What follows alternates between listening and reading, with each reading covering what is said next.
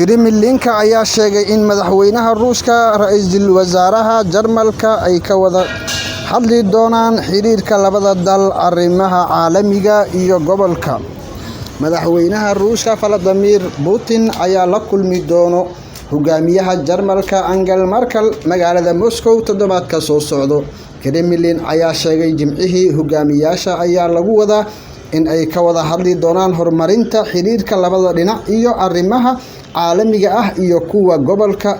Kulanka oo loo ballansan yahay 20-ka bisha Agoosto sida lagu sheegay bayaan ka soo baxay Kremlin-ka. Waxaa la qorsheeyay in laga wada hadli doono gobolka iyo rajooyinka horumarinta iskaashiga labada geesoodka ah ee dhinacyada kala duwan iyo sidoo kale in la tixgeliyo dhowr arrimood oo caalami ah iyo kuwa gobolka ayay tiri.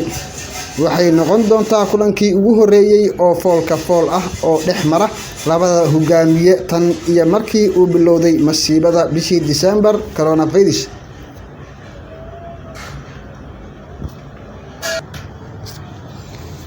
Bishii Luulyo 2021 Turkiga wuxuu Georgia u dhoofiyay birta qiimaheedu ka badan yahay 13.9 milyan taas oo kor u kacday 10.9% marka loo eego Luulyo 2020.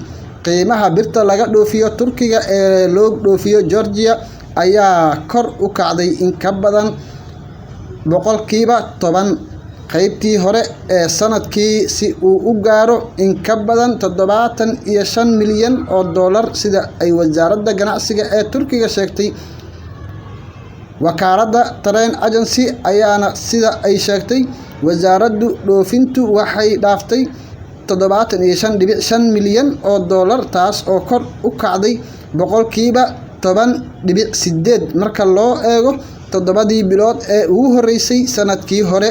Bishii Luulyo 2021 Turkigu wuxuu Georgia u dhoofiyay birta qiimaheedu ka badan yahay 13.9 milyan taas oo kor u kacday 10.3% marka loo eego Luulyo 2020.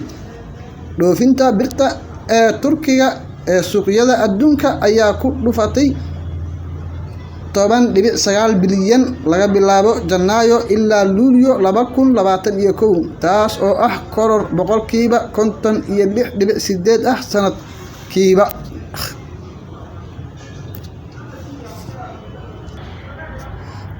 Masaajidul Umma oo ku taal Soweto waxaa la qarxiyay 2002 xagjiriin cadaan ah oo garabka midig ah ayaana qarxiyay.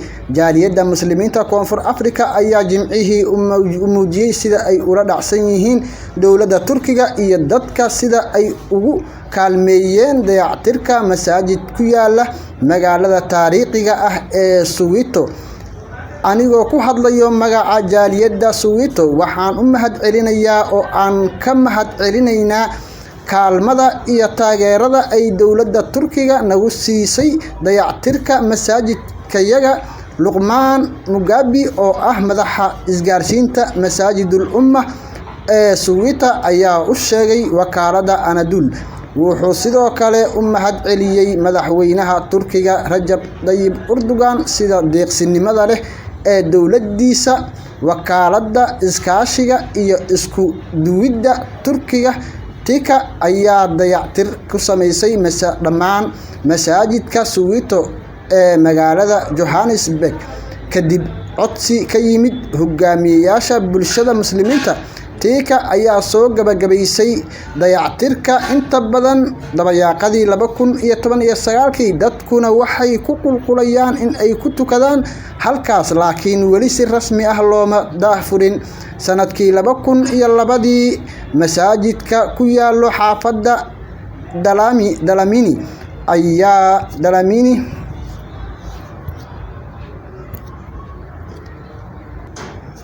Masaajidka ku yaalo Dalamini ayaa si xun u burburay markii dad looga shakisan yahay in ay yihiin xagjirka midigta ayaa duqeeyeen meel u dhow. Masaajidka la dhisay 1984 ayaa ahaa kii ugu horeeyay oo ku yaalo Soweto oo ah magaalo taariikhi ah oo hoy u ahayd dad badan oo u ololeynayay ka hortagga midab takoorka oo uu ku jiro madaxweynihii geeriyooday ee Nelson Mandela. Marwadii Winnie Mandela, xaaska Nelson Mandela, ayaa marti sharaf noo ahayd markii la furayay masaajidkan bishii Agoosto 1986, ayuu yiri Mugabe. Imaamka masaajidka hadda Cali Abu Musa Mandawiya wuxuu xasuustaa in imaamkii hore ee masaajidka uu si diriqi ah uga badbaaday geerida markii bam ku qarxay. Mar la weydiiyey sababta ay masaajidka u beegsadeen koox xag jir ah oo caddaan ah oo garabka midig ah, wuxuu ku jawaabay wuxuu ahaa weerar macno darro ah, maxaa yeelay masaajidka waa xiriir ah lama lahan dowladda iyo siyaasadda.